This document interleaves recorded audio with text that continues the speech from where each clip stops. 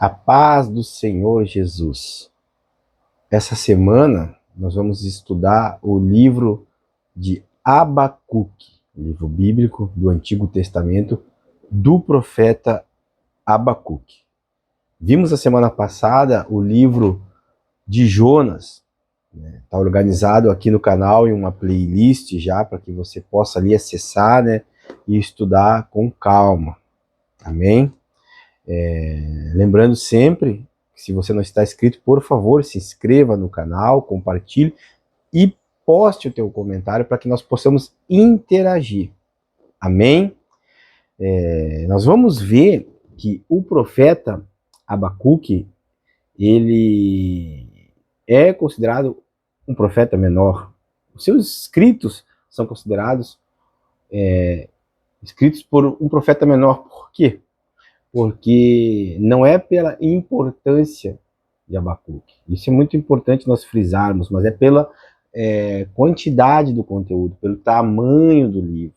Ou seja, temos 4 profetas maiores, temos 12 profetas menores, mas todos eles têm a sua devida importância. Isso é muito bom nós já deixarmos claro aqui no começo do nosso vídeo, para que você dê também a importância que ele merece, tal qual Isaías, tal qual Jeremias, tal qual Daniel, tal qual Ezequiel.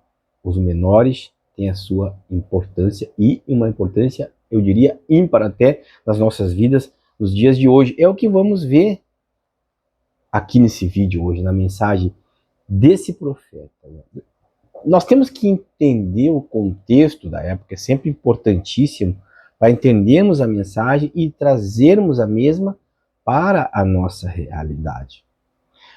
O reino naquela época, ele estava dividido, o reino de Deus, o povo de Deus, melhor dizendo, para que possa ficar bem claro, o povo de Israel, que eram 12 tribos, estavam divididos entre o norte e o sul. Havia se dividido o povo de Deus. As tribos do norte, elas já haviam se perdido. O reino do norte já havia ruído, mas o reino do sul ainda não. O reino do sul ainda estava entre controle. Vamos dizer essa palavra, claro que soubemos que já estavam nos caminhos, tortuosos, já estavam se desviando. Mas o que eu quero chamar a atenção aqui é que o reino do sul estava tomando os mesmos caminhos do reino do norte, mas com certeza eles sabiam o que tinha acontecido lá em cima, no norte. Mesmo diante dos exemplos dos caminhos tomados, eles estavam tomando os mesmos caminhos, mesmo diante do aviso de vários profetas, inclusive profetas contemporâneos de Abacuque, profetas como Jeremias, profetas como Naum e até Sofonias, que foram contemporâneos da mesma época de Abacuque, já estavam alertando o povo do que viria a acontecer se continuasse o povo, claro, nos mesmos caminhos que estavam. Eu quero trazer algo importante aqui para nós refletirmos. Nos dias nossos, agora, nos dias de hoje, nós sabemos que tem gamas de caminhos errados para se tomar. Eu vou citar alguns para que nós possamos entender a mensagem aqui, a reflexão. Por exemplo, alguém que tem diabetes, uma doença que muitos adquirem, já passa a informação de como adquirir, já passa a informação para outros de como essa doença ela é desgastante. Mas mesmo assim tem pessoas que tomam o caminho e que levam a ter essa doença, mas elas já têm o exemplo de como não fazer e o que acontece. A mesma coisa, por exemplo, com as drogas. Tem pessoas que já estão dizendo por aí, e faz muito tempo, o que causam a droga na vida de uma pessoa, como que é os caminhos que se tomam para se chegar a experimentar e assim por diante. Tem exemplos aos montes, mas mesmo assim tem pessoas que experimentam e outras tantas coisas, por exemplo, relacionamentos fora do casamento, sem proteção, o que já é totalmente errado, é claro, perante os olhos do Senhor, mas sem a proteção, quero ressaltar aqui, porque traz o quê? Doenças sexuais transmitíveis, HIV, por exemplo, outras tantas, e tem pessoas que fazem isso mesmo sabendo das consequências e acabam trazendo essas doenças para dentro da casa. Por que fazem isso? Outras tantas coisas, como a cultivar a ira ao ponto de chegar a cometer uma vingança em um assassinato, por exemplo, levando alguém para uma cadeia. Sabem o caminho, o destino que vai dar, mas continuam tomando o caminho errado. Por quê? Essa é a grande pergunta. Já antigamente era assim. Você pode ver aqui, o povo estava tomando os caminhos errados, mesmo tendo o exemplo seus irmãos do norte. Assim estava Deus alertando a todos. A profecia que Abacuque traz aqui, e outros profetas traziam, aqui nesse caso específico, é a destruição do povo. O povo seria conquistado pela Babilônia. Mas eu quero trazer aqui uma diferença de Abacuque. Lembrando aqui que nós temos sempre a palavra do Senhor, a Bíblia aqui, né, que a gente acompanha, eu te aconselho a tê-la aí também, sempre um marca-texto, um lápis, um caderno de anotações. Isso é importante para o estudo. Isso é importante para nós frisarmos, marcarmos, anotarmos, né, e depois, quando estivermos revendo, né, nós podemos lembrar dos tópicos mais importantes que anotamos. Voltando para cá, né, Abacuque, ele tinha um diferencial, ele conversava com Deus, ele passa aqui um diálogo com o Senhor nosso Deus, uma oração, né, enquanto que os demais profetas se dirigem ao povo, né, Abacuque não, Abacuque quer aqui falar com o povo através da fala dele com Deus, né. Ele mostra aqui, a partir do capítulo 1, que vamos fazer leitura agora, acompanhe bem, preste bem atenção, tem a sua Bíblia aí, diz assim, a queixa de Abacuque. A profecia que viu o profeta Abacuque, no versículo 1 em diante. Até quando, Senhor, clamarei eu, e tu não me escutarás? Gritar-te-ei violência e não salvarás? Por que razão me mostras a iniquidade e me fazes ver a opressão? Pois que a destruição e a violência estão diante de mim, havendo também quem suscite a contenda e o litígio. Por esta causa a lei se afrouxa e a justiça nunca se manifesta, porque o ímpio cerca o justo e a justiça se manifesta distorcida. Glórias e louvores a Deus. Amém? Aqui nós vemos claramente uma indignação do profeta. Quantas vezes nós nos indignamos com as coisas da vida, parecendo que tudo que está acontecendo não era para estar acontecendo. Até pelo fato de muitas vezes nós nos olharmos para nós mesmos e pensarmos que não somos merecedores de tal circunstância, de tal fato ou de tal acontecimento. O profeta Abacuque aqui está claramente demonstrando uma indignação perante Deus, uma preocupação. O que também eu quero ressaltar, que demonstra um certo despreparo de Abacuque. Apesar de ser um homem aqui, de Deus, um profeta, propagador de uma mensagem da parte de Deus ao povo, conhecedor das leis e outras coisas mais que o qualificavam para o serviço, ele demonstrou medo, insegurança, incerteza. Todos esses sentimentos são naturais na vida do ser humano.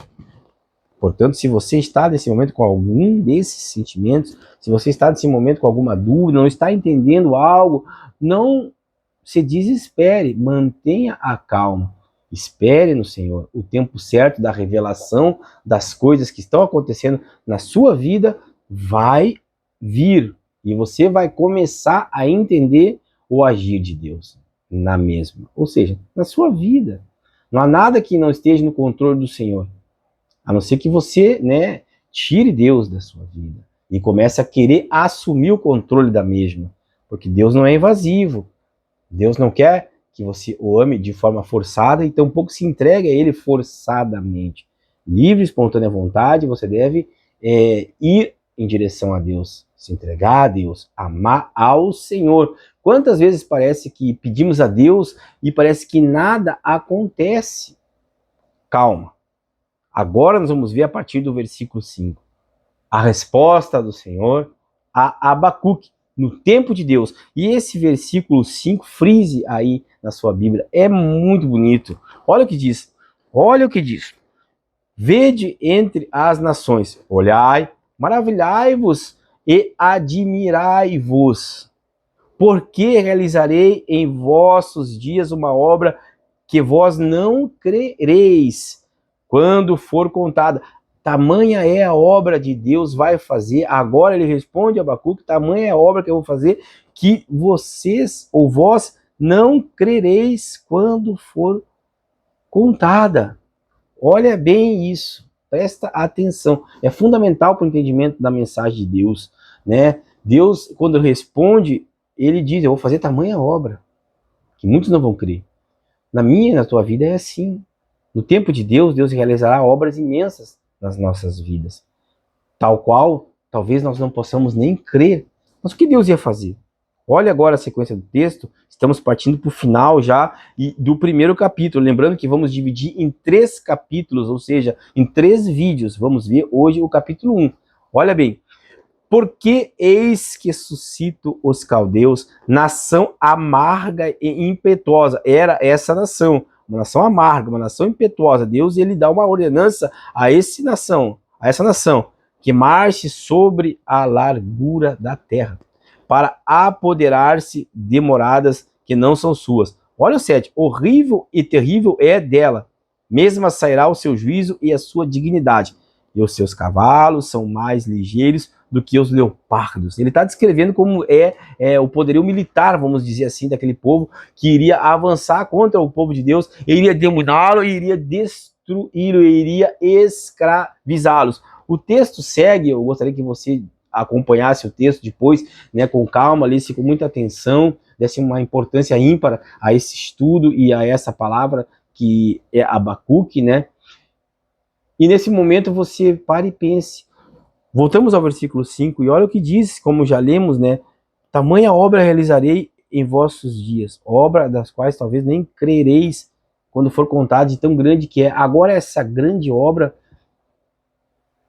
era o avanço do povo inimigo sobre o povo de Deus. Agora é que o profeta realmente não entende nada, agora é que o profeta realmente está totalmente sem entender Deus. Afinal de contas, Deus vai mandar uma nação inimiga, uma nação que é pior que a nação do povo de Deus, que está em situação muito pior, para escravizá-los por longos anos. Essa era a tamanha obra que Deus ia fazer, essa era a obra maravilhosa que Deus ia realizar. Como se pode entender esse Deus dessa forma?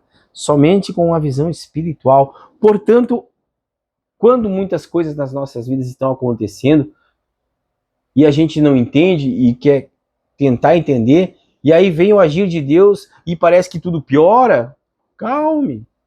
Calme, que é Deus trabalhando no seu tempo, na sua vida, para que depois venha a acontecer o que realmente tem que acontecer. Esse período aqui, turbulento, era necessário. Era muito necessário. E nós vamos parar por aqui, né, nesse capítulo 1 aqui, para que depois possamos ver o capítulo 2, né? E eu quero deixar claro que você entenda aqui até agora o que foi dito, né? Abacuque, ele expressa ali uma indignação com Deus, porque parece que Deus não está ouvindo, não está falando, não está interagindo, nada está fazendo. De repente, Deus traz a resposta e diz que algo tão grande ele vai fazer para o povo, mas essa atitude tão grande é a escravidão do povo. Aí no versículo 12, e terminamos, diz assim, ó, não és tu desde a eternidade, ó Senhor meu Deus, meu santo, nós não morremos, o Senhor para juízo o puseste, e tu a rocha fundaste para castigar? No versículo 17, porventura, por isso esvaziará a sua rede, e não terás piedade de matar as nações continuamente? Não é verdade? A humilhação precede a honra. Presta atenção nessa frase, a humilhação precede a honra. A Babilônia veio, levou o povo por 70 anos para um cativeiro. Então, será que quando as coisas estão não indo bem, não pode piorar? E será que se piorarem não é da vontade de Deus? Pare e pense nisso. porque depois a história segue e nós vamos ver o que aconteceu. O profeta já não está entendendo nada até aqui, mas o profeta tem um relacionamento com Deus, e o que eu quero ressaltar para terminar aqui é que você, apesar do que está acontecendo na tua vida, não deixe de ter um relacionamento com Deus. Não prive o Senhor do teu diálogo, da tua oração. Quando falares e orares a Deus, fale com sinceridade. O profeta Abacuque estava sendo sincero. Ele não estava entendendo, ele estava indignado, ele estava conversando com o Senhor. Converse com Deus de uma forma natural, como quem está conversando com alguém que você ama muito, ou está conversando com alguém que você tem um devido respeito, e você fale a Deus exatamente o que está no seu coração, porque Ele sabe o que está ali, só precisa ou só espera que você seja sincero com Ele. Fale com o Senhor. Amém? Não deixe de ver os outros 2 vídeos sobre esse tema, e também olhe os demais que estão organizados ali no canal. Que Deus te abençoe.